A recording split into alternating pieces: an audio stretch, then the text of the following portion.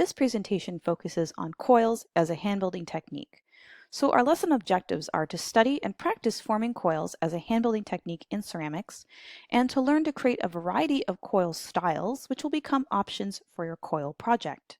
So what are coils in ceramics? They're clay rolled into snake-like pieces. So you use your hands to roll out coils such as this, and then you attach them together to build something like that. What is the common purpose of using coils? Well, it's a method for constructing pots and vessels. So using coils was a great way to build up the walls of vessels and forms instead of using pinch pots or slabs. So why is this technique commonly used in ceramics?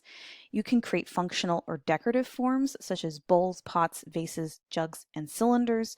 The coils can be used to build the walls, like to form the walls, make the walls go vertical.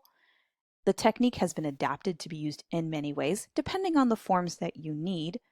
It often uses just your hands and simple tools, and the coils can be a decorative aspect as well.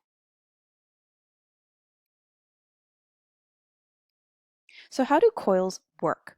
You begin with a base, and then after rolling out the coils, you score and slip them together to build up the walls. So in these photos here, we can see the coils on the exterior, but the interior has been smoothed together. These are examples of some traditional coil pots. Now, there's actually the use of coils in ceramic history.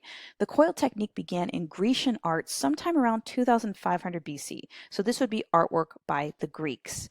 They created vases, jugs, cups, vessels, urns. We have two examples here. However, everything on the outside is decorative, but they were probably meant to be functional. We have two examples of some coil pottery from somewhere in Africa. Now we can't see the coils, that's because they've been smoothed out, and that makes the walls a bit more stable. We can see coil pottery created from Japan. This is specifically from the Jomon period, and they believe that, you see the negative space here. So they believe that they possibly used rope or cord, so you could actually carry these vessels like on your shoulders perhaps. And you can see the coil designs on the outside, as well as some carvings. Now, jomon actually means rope pattern or cord making. And then coil pottery first appeared in the southwest United States, used by the Pueblo Indians. And similar to the example of coil pottery from a part of Africa, you can see that they actually blended the coils together so you no longer can see them. So let's learn about the different coil styles, and be sure to follow along using your guided notes.